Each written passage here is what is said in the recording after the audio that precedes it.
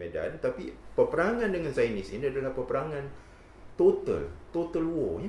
Jadi untuk melumpuhkan Israel yang pada hari ini kita lihat mencengkam masyarakat antarabangsa, bahkan bangsa-bangsa bersatu pun tidak mempunyai kuasa untuk untuk menguatkuasakan resolusi-resolusi yang diputuskan baik di peringkat Pertubuhan Agung, bahkan di peringkat Majlis Keselamatan pun, Security Council, kerana pelindung di Amerika Syarikat mempunyai kuasa veto untuk membatalkan mana-mana security resolusi yang diluluskan oleh PBB. Jadi kita lihat Israel ni bukan sahaja menguasai Palestin, bahkan menguasai dunia, ya, menguasai politiknya, menguasai ekonominya.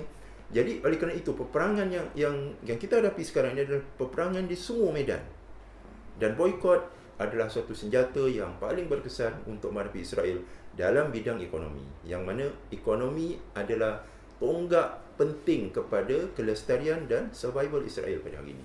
Berkesan atau tidak, kita boleh lihat kesan boikot ke atas Afrika Selatan yang bermula sekitar 1960-an. Afrika Selatan ni sebuah negara rasis, sebuah negara yang mengamalkan dasar apartheid, yang membezakan berdasarkan warna kulit ni. Mereka bezakan rakyat mereka berdasarkan 3 kategori, the whites, the blacks and the coloured ni, berwarna putih, berwarna hitam, kulit berwarna hitam dan kulit berwarna. Dan mereka melakukan diskriminasi yang amat kronik, yang menghina kemanusiaan, yang menghina asas-asas kemanusiaan itu, memijak maruah kemanusiaan itu sendiri. Jadi dunia, ya, yang bertamadun tidak boleh menerima sistem yang amat kita panggil arkaik ataupun ketinggalan zaman ni. Zaman perhambaan, zaman diskriminasi melampau ini adalah zaman yang sudah ketinggalan.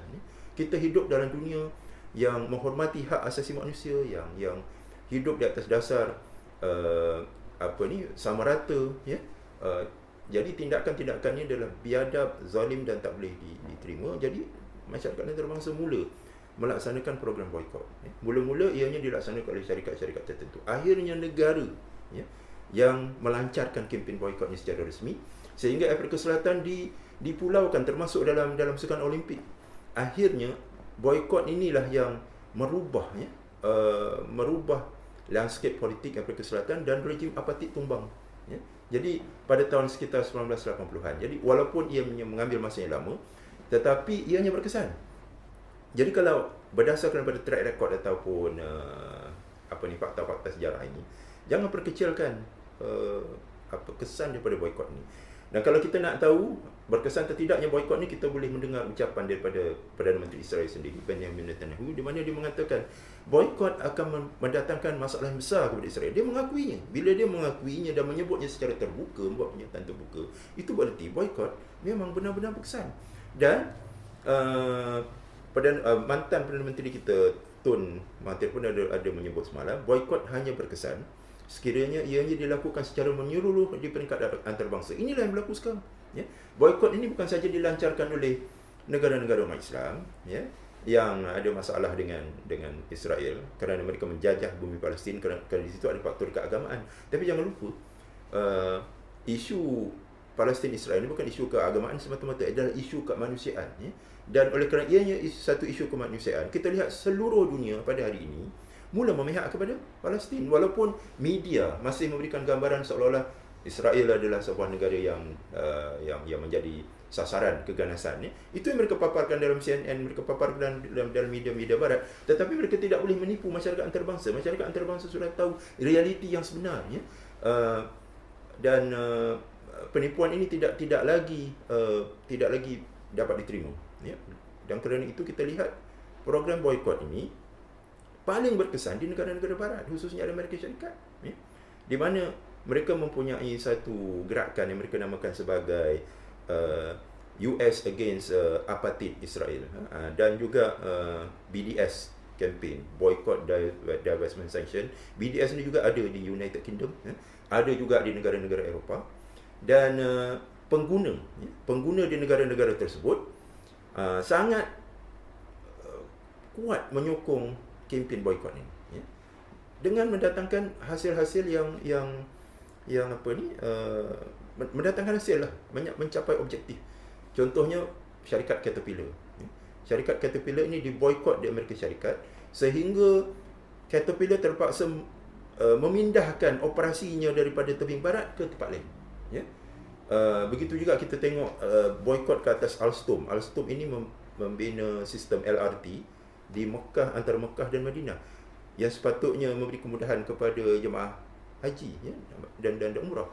Tapi kerana mereka ini juga, syarikat yang sama juga membina LRT di Baitul Maqdis dengan tujuan untuk mengyahudikan Baitul Maqdis. Dan mereka sekarang dalam proses untuk mengeluarkan rakyat Palestin daripada Baitul Maqdis, ya, daripada kawasan di sekitar Baitul Maqdis, dan mereka pindahkan pula orang-orang Yahudi ke dalamnya.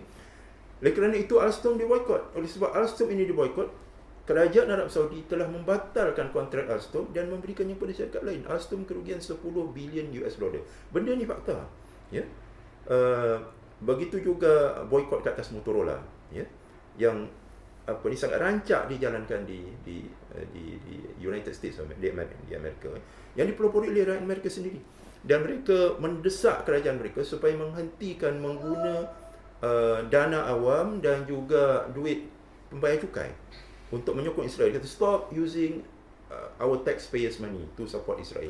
Dan mereka iklankan ini pada badan-badan bas, mereka iklankan ini pada subway, mereka iklankan ini dekat billboard di sepanjang lebuh raya.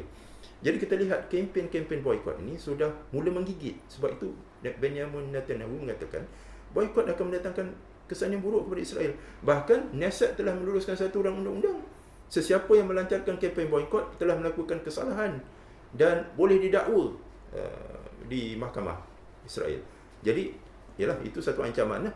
Bermakna kita ni yang melancarkan kempen boikot di mana-mana adalah melakukan kesalahan, jenayah, ya, pada undang-undang Israel, dan boleh dikenakan tindakan, ya, boleh dipenjarakan.